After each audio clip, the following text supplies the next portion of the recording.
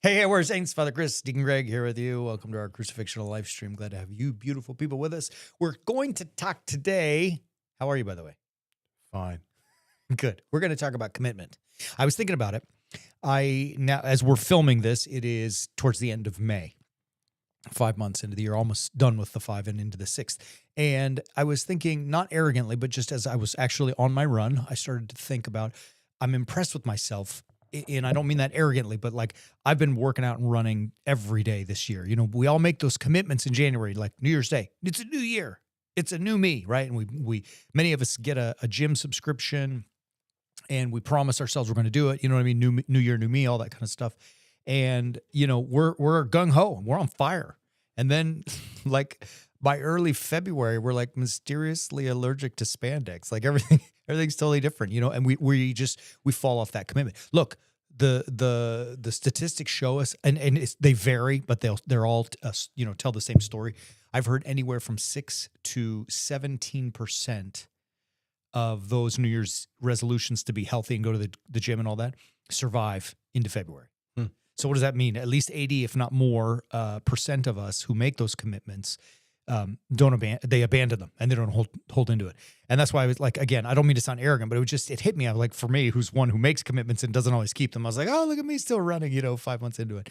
I waddle slowly, but I'm out there and I'm doing it. You're doing it. I'm doing it. Anyway, so I thought, you know what? Let's take an opportunity and talk about commitments and the things that we say and the struggles that people have with their commitments and dealing with it in life. I think it's very smart. Why is it smart? Because people flake all the time. Yeah. And it's very frustrating. Yeah. And it's not just like they flake about things that are like, hey, let's have lunch. And then, the day comes and they say, oh, I'm so sorry, I'm going to be 15 minutes late. Or, oh, I'm so sorry, it's not going to work. Like I've had appointments, not that I made, like that someone made with me, but things that I made at somebody's office and they flake on you. Yeah. Like a doctor or a dentist. Yeah, no kidding. Or not my dentist. My dentist is fantastic. My dentist is wonderful. And if you're watching this, we love you. Yes, and if you're watching this, Greg's dentist, I have left my dentist and am now coming to you as my dentist because they flaked on me twice. Anyway, sorry. But I mean, it just keeps happening, right? Like what's the point? It's like there was a Jerry Seinfeld skit that he made a car reservation. It was an episode. He made a car reservation and he got to the rental place and they said, we don't have any cars available. And he said, well, then why did I make a reservation? Oh, yes, sir, you have to make the reservation. He's like, why? You're not honoring the reservation. Right. So why do I need to make the reservation if you're not going to honor it? We can just show up and get a car. It's like Oprah. You get a car, you get a car, you get a car. Jerry didn't get a car. Jerry got no car. He should have gone to Oprah. He had to walk. Anyways, I didn't see the episode. It was a good episode. All right. Well, commitment. But commitments matter. And absolutely. And really, I was thinking in terms of like, some of the big stuff that we commit to, right? Not just a rental car, which is important. Not just my dentist giving me an appointment that he flaked on twice. But the commitment that we make to God, the commitment that we make to employers, to churches, to other people, spouses, friendships, you know what I mean? And the commitments that we make through the words we speak, right? I mean, like when you say it, as Jesus tells us, let your yes be yes and your no be no. I mean, like, do it, right? So if you've made that word and spoken that word, let's commit. And before we get into all of it, I was thinking like the world we've fallen into. I mean, I joke with the whole, gym and we become mysteriously allergic to spandex, but I mean, like it's okay now, right? To do that kind of stuff. I was thinking, I was talking with Happy, my assistant Happy, and we were talking about it, and really we concluded like we're living in a Netflix type of world now. And what I mean by that is no commitment. It's a subscription service. Try it for free for 30 days, right? And you don't like Netflix? Cancel. You don't like this job? Cancel. You don't like, this Warrior Saints Academy? Unsubscribe, cancel. You don't like your church? Cancel. Go find another one. I mean, you don't like your marriage? Cancel. You know what I mean? And we're not joking. I mean, we all know that 50% of marriages in this country end in divorce, right? Right. That's if they ever get married. Yeah. Because people are afraid of the commitment. Right. And they don't want to be boxed in, locked in. Right. So you're totally right. We're living in like this, it's Yep. a subscription world. And God, I don't think God called us to that. I think he called us to, obviously to commitment and clearly to commit to him and clearly to commit to a spouse if you decide to marry him or her, commit to your children if you have them and raise them. Commit to your parents as they raised you. You should care for them, particularly at the end of their lives and so on. It goes even further to in the workplace. This one thing I've seen now, we've talked about it a couple times, drive me bananas. It's called Shift Smart. And it's this new app, which I haven't been on, so if I speak of it wrong, but what I think it is an app that you can use to connect you to temporary jobs to get a shift, whether it be working at a grocery store or packaging house or whatever. And it says work on your own schedule and find a shift that fits your lifestyle, right? So that's their marketing campaign. And there's no commitment to an employer. Yeah. That's It's kind of crazy. You can just work when you want to work, i.e. Yeah. the stupid Tim Ferriss 4-hour work week. That's the dumbest crap I've ever heard, and yet he peddles it, but he became famous on it. But there's no commitment to anyone. Could you imagine? Well, that's because he makes money off of it because it sounds exciting. It sounds like something that we want. It sounds like something that we should be able to do, that we should be able to have. It sounds like something we deserve. And because everything else in our lives is pushing us towards this subscription model, because everything in the world is going along with this subscription model, we just keep rolling with this subscription model, and it just is nuts. It just gets to be really absolutely ridiculous. And there's so many things that are ridiculous going on in our lives right now. Right now. Right in this moment. I'm totally about to change camera angles. So just so you guys have an understanding of what's going on. Anyway, there's an issue with commitment, and I am you've no longer committed to these glasses. So he's making fun of me because I have these stupid glasses. They're great. They snap together, but I can't freaking get them on. And so I can't see what I need to see. People watching this are going to be like, we're done. Unsubscribe. We just got canceled. We're done here. But, bringing it back. How can you bring it back? Because commitment's a big issue. Yeah, totally. That's the whole point. We become we become committed to specific brands. I'm not, those glasses, they're great. And they are 99% of the time some pretty practical things to have. But 1% of the time, it's not going to happen for you. But, and I have a pair of them because you bought them for me, because you're committed to them. You're in. These are not them. These are normal reading glasses that I have to have, because now that's where we're at. All right, so it's lost. Go on. Well, all of that fun aside, I think as we're trying to, do this in our own lives. All of the stuff that we are teaching, we're experimenting in our own lives. Mm-hmm. And I say it again, it sounds arrogant, and I don't mean for it to, but I was proud of myself this morning on my run that it's just stuck with it as far as I have. And I've been working out for more than just the 5 months, but literally since January, almost every single day. Mm-hmm. Before I was pretty regular. Now I'm daily, basically. And I like that commitment. I feel better because of it. All the stuff that goes with it. And so I say it because, like I said, I'm excited, it's proud, but I say it because we're trying. It works, right? When you do these things that God calls us to, you find change, transformation in your life, right? And all that kind of stuff that's out there where people are just, I feel like lost in miserable places, sad places, it's because there's no commitment and there's just constant bouncing around. You and I both know this. And it won't change because it's the nature of human beings. But our church, as many are, is exploding. You and I can't keep up. And yet there are still people who bounce. We've talked about, and some of those people, by the way, bounce from one church to another. And then some are find a new home and are happy, but most continue to be runners. Then you think about, like we talked about already, marriage, right? The divorce rate in Western civilized world is ridiculous, right? We think about how many people, you talked about it, like you commit to showing up or going to a party or whatever, you commit to lunch with someone and then you have to flake. And I have done it, right? Sometimes I've had emergencies. Sometimes I've just been a jerk and flaked, but it's not good, ever good, right? It's never good. You think about, the commitments that we make. We were talking and joking about our employers, where you say, I'm going to go work. Listen, you knew this, you were here. We were interviewing for someone and we hired the person. Yeah. And she never showed up. 3 days, not even 3 hours. Yeah. No, but that was 3 days, that one. But then the one didn't even show up. She never showed up. She took the another job. Yeah, which was, again, The same fine. day. Yeah. Which was fine. But you don't commit and say, yes, I'll take the job. You know what I mean? Yep. That kind of stuff. And then the shift smart and all that kind of stuff we were talking about, which just breeds that.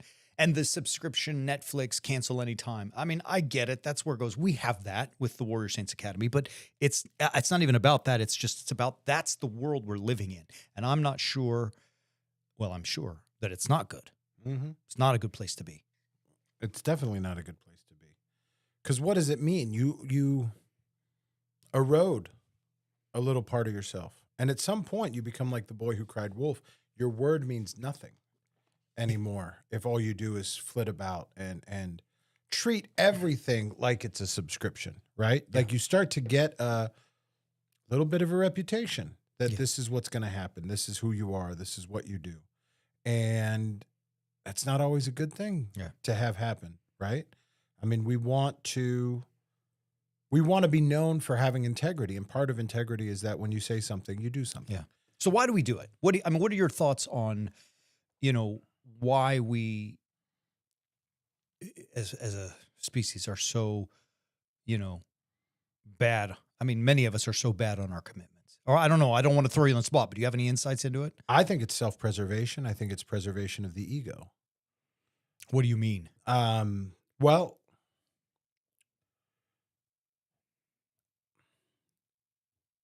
trying to think of a way to say it without being too obvious. In the sense that like we all know those people that get involved in stuff and it's really exciting and they love being involved in it. And the minute that something doesn't go exactly their way, they temper tantrum and then they quit. So they might be on, like they might have an impressive resume that has a list of all kinds of different organizations and boards and different things that they've been a part of. And at some point gotten upset, gotten a little bit offended. And so to preserve the ego, they go somewhere else. We jump churches because we want to preserve our ego, right? Like I'm mad because so-and-so said such and such to me. So I'm done. I'm never going back. And then like sometimes you even end up coming back because you've bounced around so many different times that you run out of options. You end up back where you started. I mean, we even see that happen. Right. And it's all because of self-preservation. It's all because of that preservation of the ego. It's because I don't get my way. So I've been noticing something with my kids, 2 and 4. They are totally content playing by themselves. The minute one of them comes and sits next to the other one, all of a sudden they start declaring it's mine and they start marking their territory. And so like if my son is playing with toys here and my daughter comes in and decides like if they're playing with their Magna-Tiles, she wants all the pink Magna-Tiles because pink is her favorite colors. Even if he's not playing with the pink Magna-Tiles, he cries, screams, and yells and shouts, "That's mine. I was playing with it." And she does the exact same thing if the roles are reversed. She's playing with something. He comes in and starts playing with something different that she hasn't been playing with. She wants it. It's mine. It's because we are trying to preserve self. Yeah. It's something inside us that knows that we need to preserve something, and that becomes how we preserve it. Yeah, which is funny because the gospel is completely contra that, right? Exactly. I mean, like the whole idea is crucifixional living, right? Well, and beyond that, the preservation of ego is what the Bible is written against in the first place. Yeah. I mean, the whole Genesis story is anti-preservation of ego. Right. The mess that is created in Genesis. And that doesn't matter if you're reading it literally or figuratively, Right. because the message is the same. Your ego is getting you into all kinds of trouble. So, I mean, really, yeah, I mean, that just, it tells you then, I think the ultimate point of all of it is that to commit to something necessarily requires that there will be a sacrifice Yeah. for the sake of that which you have committed to. Yeah. Sometimes it means that if we commit to something and then something better comes along, we have that desire to flake. Yeah. We can't. Well, we'll talk because about that. we already made the commitment. But even in that, there's a sacrifice, because I would rather do this other thing, but I already committed to go to this other thing and blah, blah, blah, blah, blah. Yeah, as we know. Absolutely. I mean, we're going to talk about that, I think, when we get to some of the practical stuff we were brainstorming. But I mean, commitment necessarily requires crucifixion living. It means you have to sacrifice for that which you committed to. Even, I mean, now let's get into scripture. We can, I mean, I feel like that's a great intro. I mean, it sets the stage. We all know it. Every one of us feels it.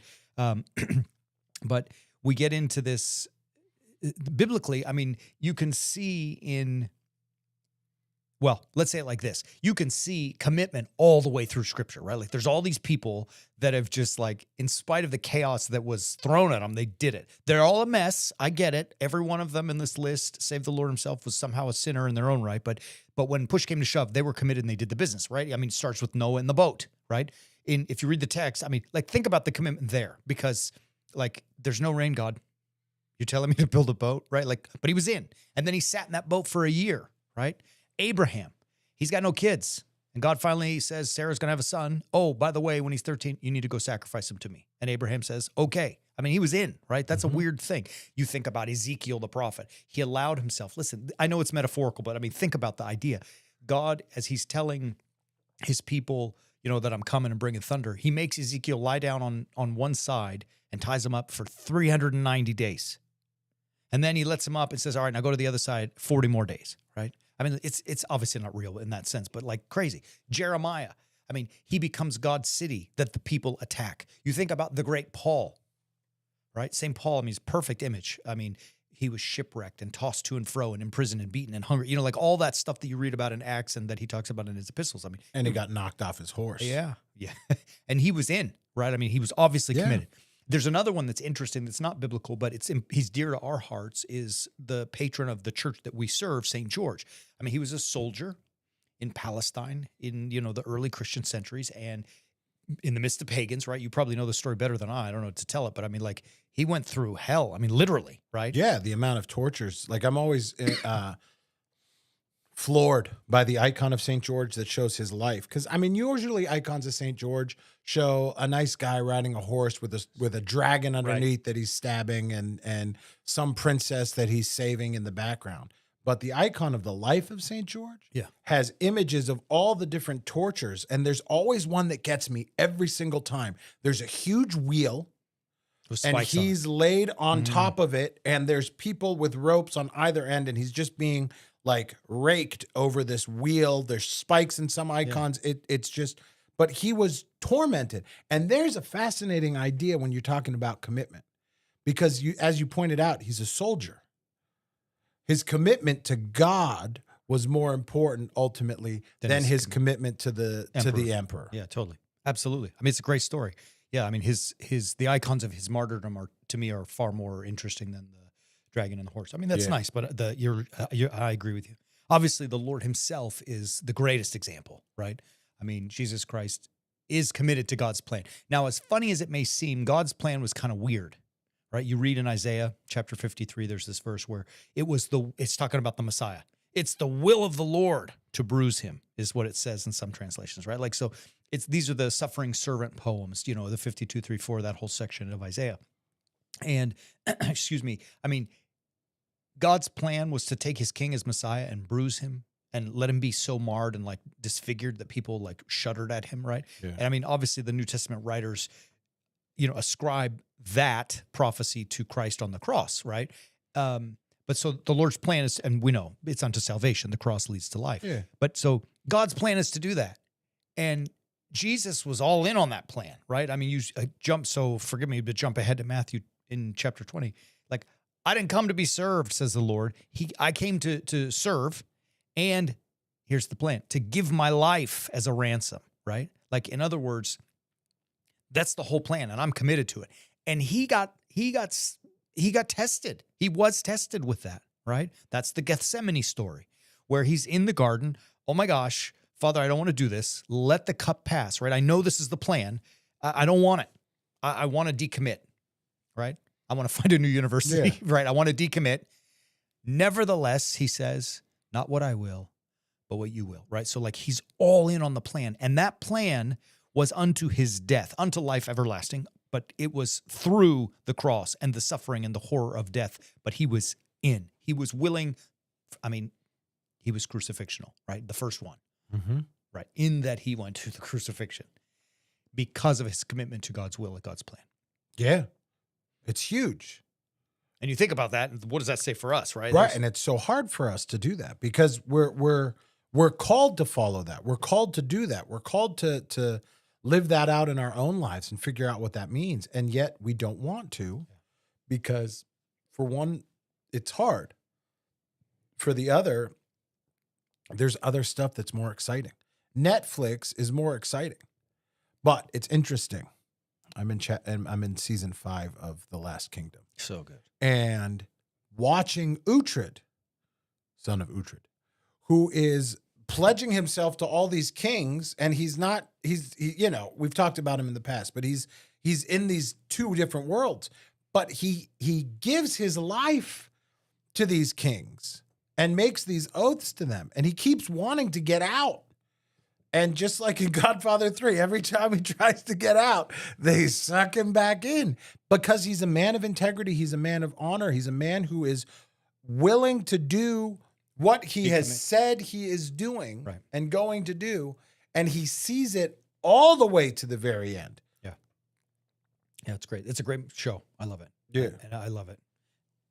He does. He's a man of commitment. So maybe, I don't know, what if we turned our attention? I mean, we all know it. Everyone watching us or listening to us right now knows that if you make a commitment, you got to stick to it. I mean, you see the biblical examples in the Noahs and the Abrahams and the Pauls and, of course, the Lord himself. But putting that into your life and my life, right? I mean, my, 5.5 months of running every day and lifting every day, like, how do we, I mean, that's great, but how do we do it in, the things that matter? I was thinking we'd go through maybe spend the next few minutes and just talk through some big ones, right? The plan we talked about was God, church, relationships, and word, your word. So, I mean, thinking about it, like how many of us commit to God and don't commit truly and follow through by living that crucifixional life, right? Like, how do we, and maybe, I mean, we don't have any plan for this other than just as the Spirit so wills and moves us. Let's just talk about what does it mean when we say I commit to God, I'm a warrior saint, I'm becoming a Christian, and the requisite action and duties and responsibilities that go with it. Great question. Well, I think that's literally, it's a great question because I think you touched on exactly where I was going to ask a follow-up. What does it mean to actually commit to God? I mean, we see in our baptismal services in the Orthodox Church and the Chrismation service what that commitment is called to be. We see in the 28th chapter of Matthew, like the very, very end of his gospel, Christ's commissioning links that baptism to being taught. So I think at the very minimum, commitment means that we're following God's commandments, right? Yeah. He says to the disciples, go baptize all nations, go and make disciples of all nations, baptizing them, Father, Son, Holy Spirit, teaching them to observe all I've commanded you. So first and foremost, commitment to God means that we are following all that he has commanded. So then we have to back that up and see what has he commanded, which is to love God and love neighbor, right? Or love God by loving neighbor. Yeah. Then we got to go out and do it. So what does that look like? I think it starts with the crucifixional life. I mean, as you said a few minutes ago, it's the sacrifice of it's sacrifice. To be committed means there's inevitably will be sacrifice to that which you have committed. If you have committed to God, you are therefore, you have entered a war that will rage against yourself, within yourself. It's that ego. It's the war within. And as you said, like from the beginning in the garden, I mean, the ego and the self-preservation and all those things you were talking about. I mean, there it is. Most of the time, God's will is asking me to love other first. And most of the time, my will is asking me to love me first, right? And so there's a rub. Yeah. So at some point we have to sacrifice something, the love of myself or the love of other. And if we choose one, we're doing God's will. If we choose the other, you know what I mean? We're not committed. Right. We're doing our will. Yeah. And it's hard because we want to preserve ourselves. We want to do those things. So I think then the first step to figuring out if we're following and actually living our commitment to God then is we have to ask ourselves in situations, which will am I serving in this moment? Yeah. I mean, it sounds like a cheesy question, but it's something that we can actually put into practice. We could actually, there's an interesting prayer. My mother sent it to me during my very last semester of seminary when I was at my angriest. Like I used to have breakfast with one of the seminary professors every Friday. It wasn't for me. It was for the sake of everyone around me because I was becoming quite a bear. But she sent me the prayer of St. Philaret of Moscow, and it was the first time I'd actually read it. And there is a line in there, teach me to do your will, pray yourself in me. And it's weird, but that pray yourself in me line, as I hear it, is give me the strength, Lord, to do what I don't want to do because following your will is extremely difficult. Yeah. All right. Nice. I mean, it's nice, it's trite, it's cute, but it's something that we have to start with that question then, which will am I serving? Yeah. Am I serving myself? Am I serving others? Yeah. Am I serving God's will? Am I serving my will? Yeah. Now look, here's a fun part about it. It's easy in some moments, right? Like I notice when new people convert to the Orthodox Church, of which obviously we're a part and servants of, or serving in, they're hot and high and ready to go and on fire. And, sometimes that zeal wanes a little bit. Mm-hmm. But it's exciting in the moment. But I think God has given us a bigger mission, a longer mission, so there's some longevity there. He's not like commitment doesn't just love the moment. It loves the mission. If I can be cheesy. Yeah. It's a marathon. It's not a sprint. Yeah. Yeah. I mean, you got to get in and get after it. And here, the other part, in loving God, it will inevitably be difficult. There will be moments when it is horrible. So it made me think of a horrible, I don't mean to sound terrible as North Americans who are so blessed and lucky that most of our life is not terrible, but, hard moments, difficult moments when the evil one is, doing his dance and making it difficult, horrible for us. There's a great story. We've talked about it before.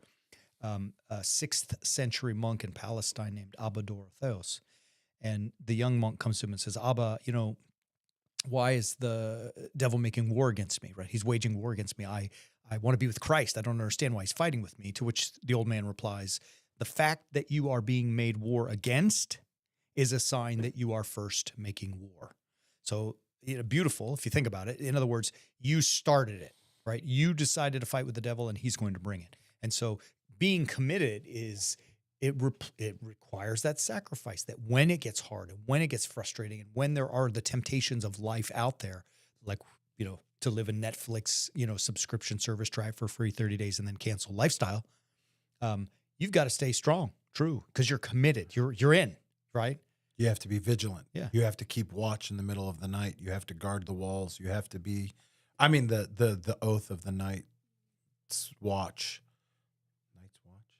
Yeah. The wall in Game GOT, of Thrones. Yeah. Like they are the men of the watch. They are the watchers in the night. They're the ones staying vigilant. They're always, someone is always on lookout. Someone is always making sure. We have to do that. No one's going to do that for us. We have to be vigilant for ourselves to ensure that we maintain that commitment to God. Yeah. Yeah. And anticipate that it's going to be hard. I was talking last night with, this is an interesting one, and particularly when we're committing ourselves to God. We had a Bible study with our women last night, and we were talking about, when you fail, the temptation is to quit. And so I said to him, I said, look, I get it. I used to do that. Like, because I'm a streak guy, right? Like I'm OCD and I love streaks. And if I break the streak, I feel miserable. Like, just the way my brain works. And so when the streak was broken, I used to quit. But then I was like, no, it's going to happen. The struggle to the things, for the things that I've committed to, it's inevitably coming. So draw a plan, 10 steps to get from where I am to attain the goal that I want.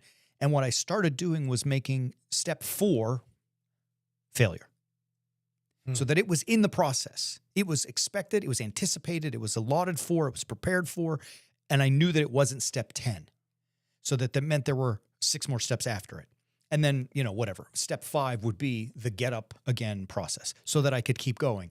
And when I started to think like that, I was a little bit more able to deal with my commitments and to stay, true to them, because like I knew I wasn't going to be perfect. Nobody's perfect save Christ alone, right? I don't know why I was even fooling myself in the first place, but that's just how, like I said, the brain works that way, and it is what it is. And so anyways, all of that rambling before we shift, I guess we can say, in order to commit to God, you got to realize it is the life of the cross. It is a Christic, cross-centered lens that we have to look at the world at. You know what I mean? That's how it works. We call it being crucifixional, which is an imitation of Jesus Christ, who was willing to commit to God's plan and God's will so much that he gave his life. And he did so in a horrible fashion. And St. George, who followed him, and Paul and all the rest. You know what I mean? So Yeah. if you want it, sacrifice is coming, right? Yeah. If you want it, you got to get out there and do it.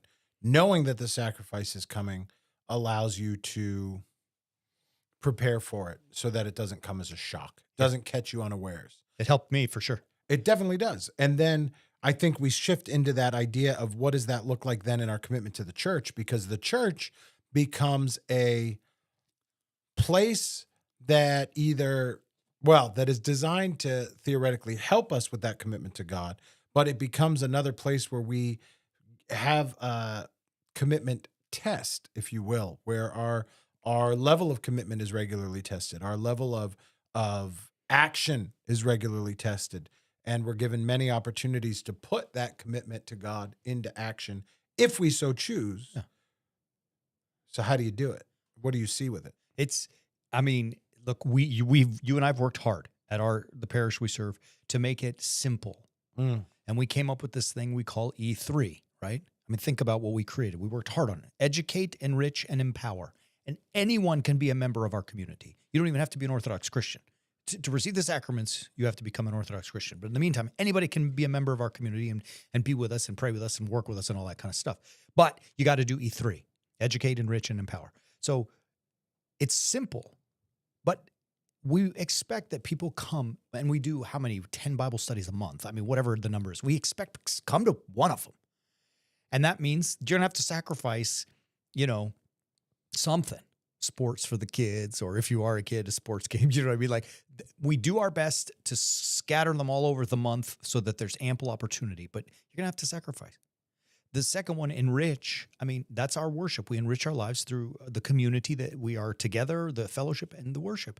Well, sometimes it's tough and even for me, and I'm the priest for heaven's sake, to get up on a Sunday morning, and go to church every Sunday, right? Or to attend the other services throughout the week and throughout the month and the year. But if you mean it, you do it, right? Mm-hmm. And the last E, we empower others through our giving back. And that means our tithing and our financial contributions, but also our hands, right? Like, we serve in whatever service it may be, whether physically helping, people build this, that, or the other, feeding homeless soup kitchens, whatever we call that kind of stuff, giving back. And, that means sacrifice. On a Saturday when we go to a soup kitchen, you may want to sit home and watch college football or whatever. Well, do you do it, right? Yeah. And, you do it if you mean it. So, yep.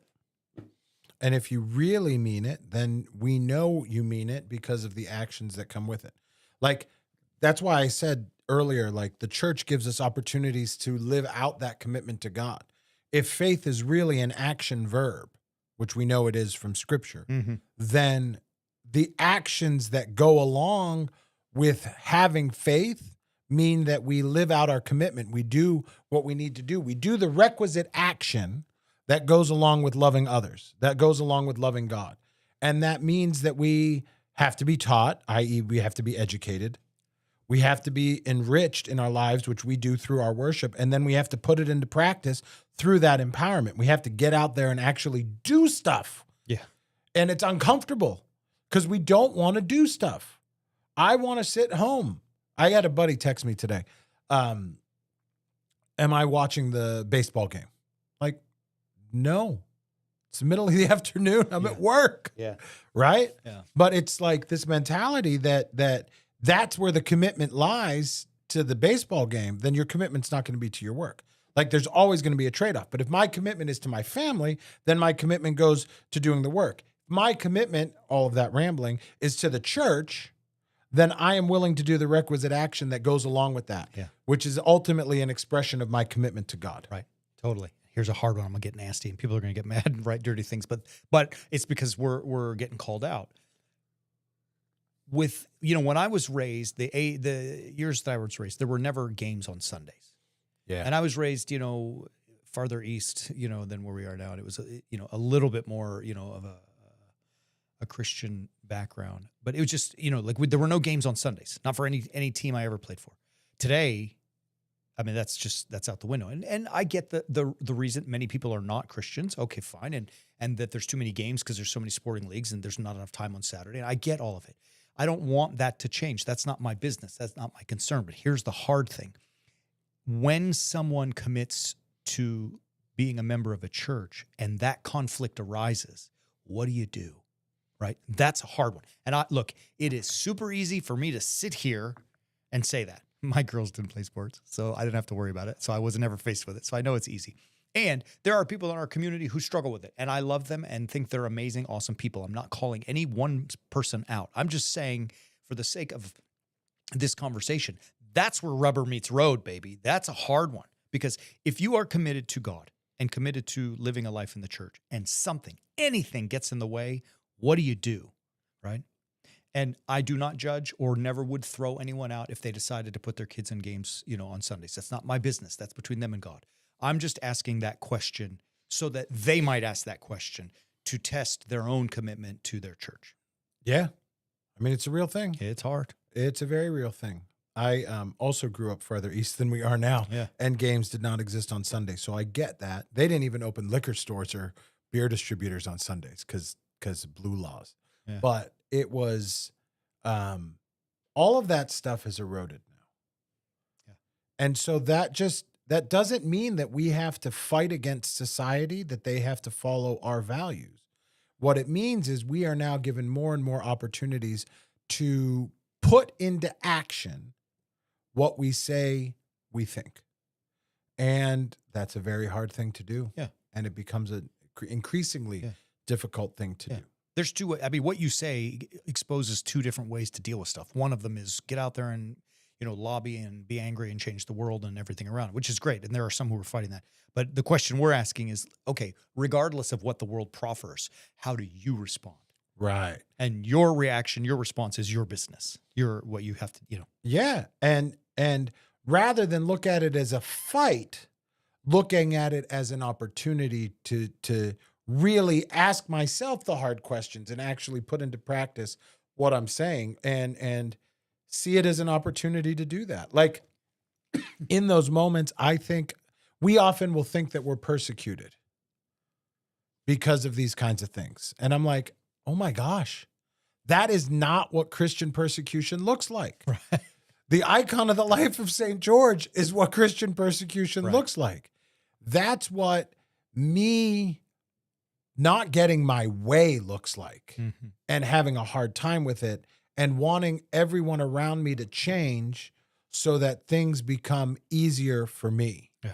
And when we do that, I think when we start shifting away from that mentality, we're able to start having better successes because we're now being honest with ourselves and with the situations in front of us, which then allows us to shift into the next, I think, topic that you've got, which is relationships. Because if we're actually going to be committed to relationships, then we really have to be honest about what's going on. And we have to be honest with ourselves, and we have to be honest with others. And that commitment to church where that rubber keeps meeting the road, those are macro expressions of micro problems. Yeah. I love it. Before you go on to the third one, just something you said triggered a great thought in my head. Was, like we're not always going to get our way. Mm. And that's one of the things that people, anytime someone runs from a church, let me rephrase that. Sometimes the priest or the deacon do inappropriate things, for sure. But those kinds of rare and random things notwithstanding, that anytime someone runs from one church to another, it's usually because somehow there's a dissonance inside. They're not getting their way. Something they don't, is happening that they don't want, or they, put forth an idea and there was a vote and their vote lost, and they run. And, the sacrifice coming back to being crucifixion. I mean, it's a sacrifice. I'm the pastor of this parish, Deacon Greg. You know that. I don't always get my way. There are times where I defer to you, to our youth pastor Christian, to, the ladies group, to an old man in the pew, or a young child. I mean, sometimes I don't always get my way, right? But there's a commitment, so we do what we need to do. Yeah. And, if you're committed, you're in spite of, not always getting your way. Right. And that's why I said it's a macro example of micro opportunities, because in relationships, we are able to live out what it looks like, whether or not I'm getting my way. Right. Because relationships where you're not getting your way versus relationships, like, let me say it differently. You're not always going to get your way all of the time in a relationship. Right. Right. Like when my wife and I make decisions, it doesn't always mean that we just do whatever I want. I would be naive. She would be naive if either of us thought that everything we do is always about what we want. And if it was the case, I would have really expensive luggage all the time, because anytime the Facebook algorithm shows me something, I decide I need it. Yeah. And then I really want it. Yeah. And then I tell her I need it. And she's like, you do not need another duffel bag that is now $300, right? Yeah. Like it's not necessary. It's a small joking example, but it's the reality. We don't always get our way all the time. Right. And we as parents have to teach our kids that. Yeah. That's part of our relationship as parent, is having those hard conversations with them. You're not always going to have your way, which might mean, going back to the church thing, that at the end of the day, you're not going to your game on a Sunday, even though you really want to, because we don't do that as a family. And that's where it's difficult. That's where those questions start to erode. And I mean, so much of this stuff is just completely interconnected. This whole idea of, the commitments that we make in our relationships, whether, I guess we can start on that with our spouse, but it trickles down to kids and everywhere else. But I mean, to jump off, with spouse, for those who are married, I mean, you start, like the joke, we don't do it in the Orthodox Church, but, I do, right? Like, I mean, that whole statement is ultimately when you go to marry someone, you're standing there, whether you speak or you don't speak. In the Orthodox Church, they don't say anything.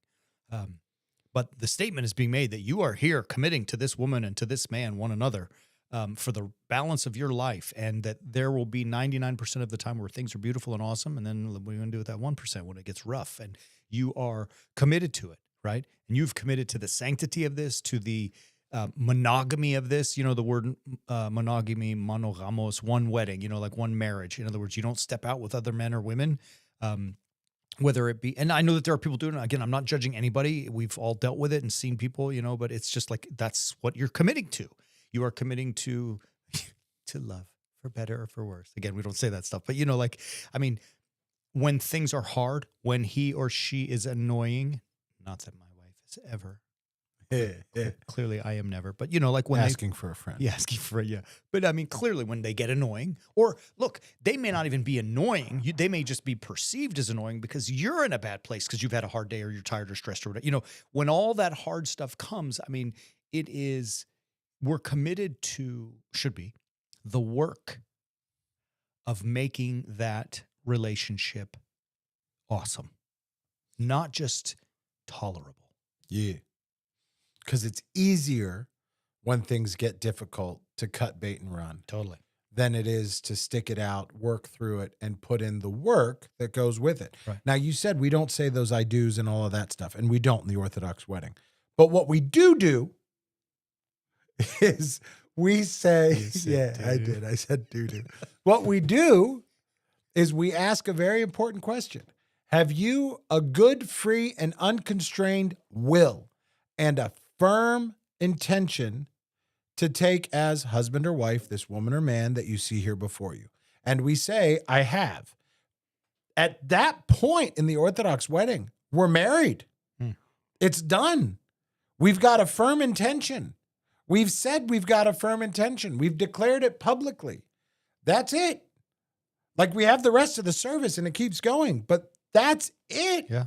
That's the rub. Even in the early church, sorry to interrupt you, but I mean, correct me, you know liturgical history better than I. I mean, from what I know is that even in the early church, there was no marriage ceremony like we know. They would go to church and say, yeah, we want each other. And then the sealing of that pact was to take Holy Communion together. Is that right? Hey, it's nice. That's what I read, man. I know. All right. So anyways, but the point I'm leading to is that even if I'm off on that, the point is like, you're right. Once you're there, man, the rest is just God blessing this union that you've brought. And to clarify, there is great debate right now whether or not the marriage service happened at Divine Liturgy or was always a separate thing that happened immediately following the Divine Liturgy, with the liturgy being the pregame, if you will, because the couple would come together at liturgically, then come together as man and wife, and then go and have their party and the banquet following. But it's anyway, the point is it's a commitment. It's a firm intention. It's something that you're getting into and staying into. Yeah. And once you make that commitment, then you live the rest of your life as honoring that commitment. Yeah. Your question, like I joke all the time in the premarital classes, our wedding rings are not I'm really on a Seinfeld kick today, are not are not a message to the outside world where we have these George Costanza-esque moments where I'm going to wear a wedding ring to start attracting other women because they only seem to be attracted to married men, right? Our wedding ring is a reminder to self of the promise that we have made to the other, so that we will continue the same way that we make that guarantee in our betrothal. We will honor the commitment that we have made. And the rings come as a scriptural reference from the book of Esther and the endurance of the promise that is made in the book of Esther between the king and Mordecai, her brother, that he will give them a nation, and he gives them the ring of the kingdom that he is giving to him as a sign of that promise that he will be allowed to live and be saved. Yeah. It's great. I know. I just threw down Esther. You're a little surprised. No, I was like really very happy. I love it. The just going back to, I mean, keeping on those lines, this practical, application that we're working through. I mean, it's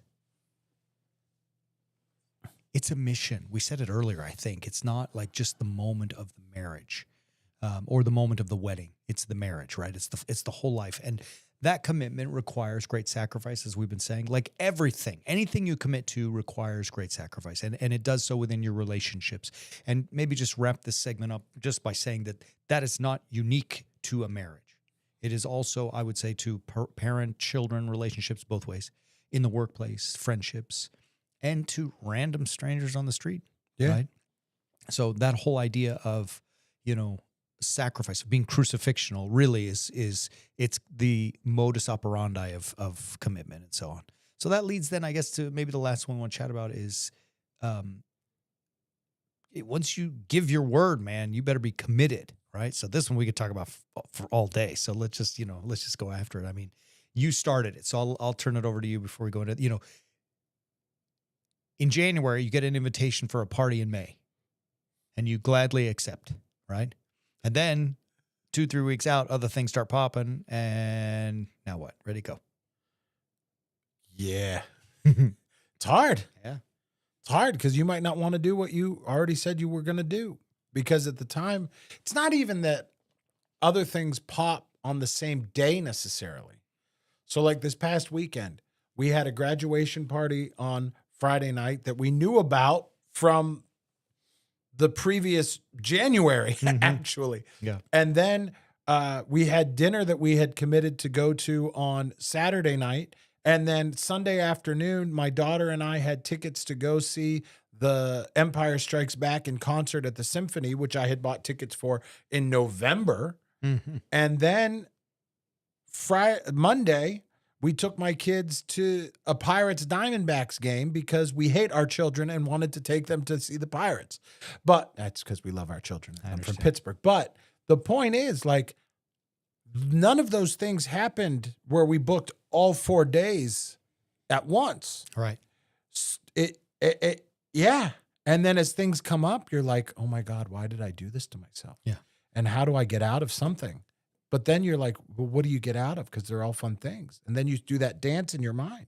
And then you have that fun Arabic expression that comes into your mind. Well, maybe the others will flake. Better it come from them. Oh, yeah. I've had that happen where someone's flaked on me that I was tempted to want to flake too. And I was like, oh, thank God. Yeah. But that's their business. That's theirs. We're talking about us. I mean, like I think the real challenge, and here again, crucifixional, there will always be another competing event. Sometimes it will be better, or at least more exciting, maybe not better, or more interesting. Yeah. There will always be, you're tired, you're exhausted, you're sick. You know, there will always be the things that you have committed to other things that are pulling you away from the things that you're committed to. And what do? I mean, that's the real challenge, right? Here's a true story. It happened in this church before me. There was a wedding, and the priest was driving and got in a car accident and needed to go to the hospital, but he committed to serve their wedding. So he freaking drove here. He did their wedding, and then he went to the hospital. You know what I mean? Wow. Like, I was impressed, you know? I mean, we think about all that kind of stuff. Dave Grohl, you know who Dave Grohl is? Was the drummer of Nirvana, went on Foo Fighters, right? Foo Fighters. Crazy cool dude. I really like his story. There's a concert, and I think it was in Germany. He committed to doing this concert. I may be wrong, but it's out there. You can find it on the Google. He fell and broke his leg in the middle of the concert. He got up. He said to the people, I'm going to go. I'll be back. He left for an hour, went to the hospital. They casted his leg. Foo Fighters kept playing music for an hour, and he came back and sang for another 2. Yeah.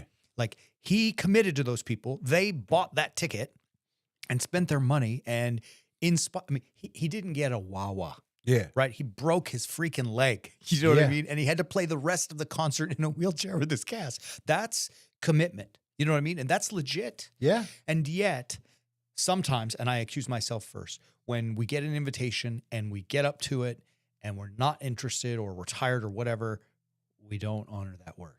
Yep. How tragic is that? Well, I think that's the key. That mentality of better it comes from them. It should never come from you. Yeah. Right? So you don't take it on. You don't flake on it. If you say something, you do something. Yeah. If you say you're going to do it. And that's the difficulty going all the way back to the beginning with commitment to God, commitment to the church, and often commitment in our relationships. Is we've said that we're going to do this. Right. And then everything else pops in front of us. Right. And how?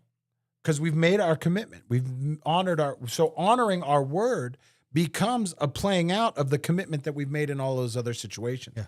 And becomes more opportunities to actually keep finding ways to have that tested and to overcome. You know, I say it to people all the time too. You are your word. Yeah. You know, you are not, people say, but Father, if only you knew the real me. And I'm like, that's silliness. There is no real you. Like, I can crawl inside your head and like know the real you. The real you is what you give me. Yeah. That's all I have access to. Yep. Your actions, your words, your behavior. And if your word and your behavior is not filled with commitment and doesn't honor that, then I know who you are very clearly. I mean, I may not say it to you, but I know who you are. And so you, not just you are your word. And so if you commit, by goodness, you better stick to it. I mean, Jesus tells, right? Let your yes be yes and your no be no and all that kind of stuff, right? It's what you do to honor the words that you speak that matter. Yeah. Right? Batman. It's not what I say, but what I do that defines me. Great movie. First Batman. The first real Batman with Christian Bale. Anyways, I like it. You don't like it? You like Jack Nicholson and Michael Keaton. We're going to ignore what you just said for the sake of our relationship. You don't like the Christian Bale movies? I love the Christian Bale movies. Yeah, they're great. They're absolutely phenomenal. But the Michael Keaton Batman is the true Batman. he was good. He was phenomenal. I like Val And Kilmer, but he didn't do great. Yeah, Michael was good, but I mean, Keaton, Tim Burton's Batman really is what that one is. It redefined the Batmans moving forward because everything prior to that was campy and not cool. kazow. Yeah, pow, Yeah. ping, pop. Like he changed Batman forever. And then when it got to the movie Batman Forever, it was terrible. Do you know why there was no Robin in the 1989 Batman? No. Because it would have made it too campy and childlike. And so they kept him out of it. Anyway, Christian Bale is also phenomenal. And when I talk to my son and we go back and forth, I am Batman, we imitate the Christian Bale Batman. So it is good. All of that to shift back to what we're talking about is when you honor your word, you really are doing what you say you're going to be doing. And I know I'm saying that with weird emphasis that makes it sound like it's really profound, but it's so simple. Yeah, it's real. It's just do what you say you're going to do. And that is how we know who you are. Because who you are is, well, the biggest problem is people don't often know who they are. That's a whole nother discussion for something else. Because how often do people think that they are people who are committed, who are people who are honoring their word, and then after reneging on a commitment, might come to you and ask you for a recommendation or something like that? What do you do in that scenario? I mean, I tell people that's great, but just so you know, I'm going to be honest. And they say, oh, yeah, great. I'm like, you have no idea who you are. Yeah. You have no idea what that honesty is going to look like because like you're on planet Tutu. Yeah. I don't know why Tutu, but that's where it was. I don't know what to say. I'm usually not speechless. I had a whole thing to say, and then I'm like, what? I think it's been good. I think it's been great to talk about commitment in this way. And I think we've had some really funny moments, but also like, it's good. Yeah, great stuff. So let's say it like, maybe just wrap up. I thought this was great. I enjoyed it. Thank you for the time and doing all the stuff that you do. You know, I guess the bottom line, what we've concluded is that obviously commitment's a good thing, but that it requires sacrifice of yourself and other, pleasurable things in order to honor the things that you have committed to. And it should be first and foremost the Lord God himself, our churches, our family, our relationships, and then of course to our word. I think we could keep going with that list, our jobs, all the rest, but it's a good enough list.